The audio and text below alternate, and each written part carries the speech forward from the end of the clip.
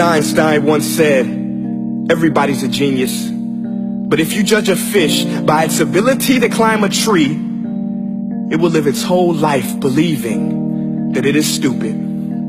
Ladies and gentlemen of the jury, today on trial we have modern day schooling. Glad you could come. Not only does he make fish climb trees, but also makes them climb down and do a 10-mile run. Tell me, school, are you proud of the things you've done?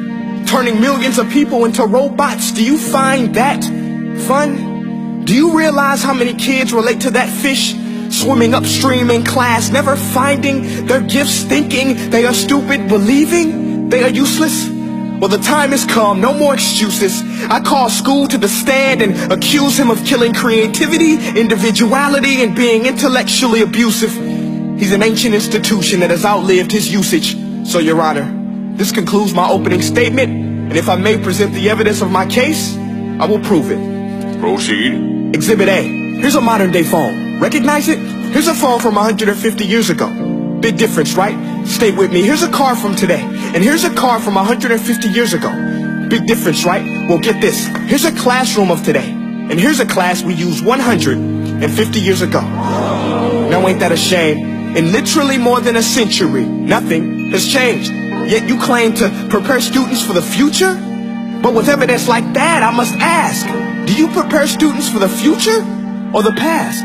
I did a background check on you and let the record show that you were made to train people to work in factories, which explains why you put students in straight rows, nice and neat, tell them sit still, raise your hand if you want to speak, give them a short break to eat, and for 8 hours a day tell them what to think. Oh, and make them compete to get an A letter which determines product quality, hence grade A of meat.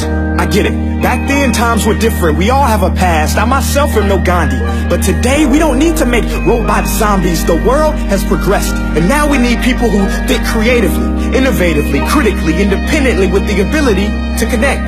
See, every scientist will tell you that no two brains are the same.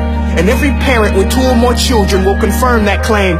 So please explain why you treat students like cookie cutter frames or snapback hats, giving them this one-size-fits-all crap. Watch your language. Sorry, Your Honor, but if a doctor prescribed the exact same medicine to all of his patients, the results will be tragic. So many people would get sick, yet when it comes to school, this is exactly what happens, this educational malpractice, where one teacher stands in front of 20 kids, each one having different strengths, different needs, different gifts, different dreams, and you teach the same thing the same way?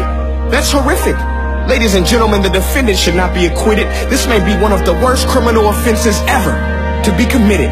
And let's mention the way you treat your employees. Objection. Overruled. I want to hear this. It's a shame. I mean, teachers have the most important job on the planet, yet they're underpaid? No wonder so many students are short-changed. Let's be honest. Teachers should earn just as much as doctors, because a doctor can do heart surgery and save the life of a kid. But a great teacher can reach the heart of that kid and allow him to truly live. See, teachers are heroes that often get blamed, but they're not the problem. They work in a system without many options or rights. Curriculums are created by policymakers, most of which have never taught a day in their life. Just obsessed with standardized tests. They think bubbling in a multiple choice question will determine success. That's outlandish. In fact, these tests are too cruel to be used and should be abandoned, but don't take my word for it. Take Frederick J. Kelly, the man who invented standardized testing, who said, and I quote, "These tests are too cruel to be used and should be abandoned." Ladies and gentlemen of the jury, if we continue down this road, the results will be lethal.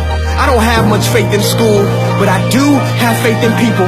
And if we can customize healthcare, cars, and Facebook pages, then it is our duty to do the same for education, to upgrade it, change it, do away with school spirit, because that's useless. Unless we're working to bring the spirit out of each and every student, that should be our task.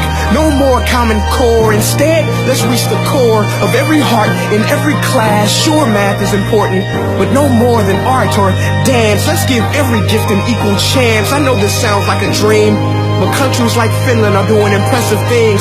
They have shorter school days.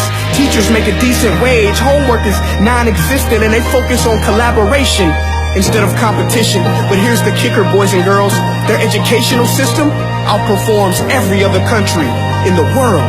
Other places like Singapore are succeeding rapidly. Schools like Montessori, programs like Khan Academy. There is no single solution, but let's get moving. Because while students may be 20% of our population, they are 100% of our future. So let's attend to their dreams, and there's no telling what we can achieve. This is a world in which I believe, a world where fish are no longer forced to climb trees. I'll rest my case.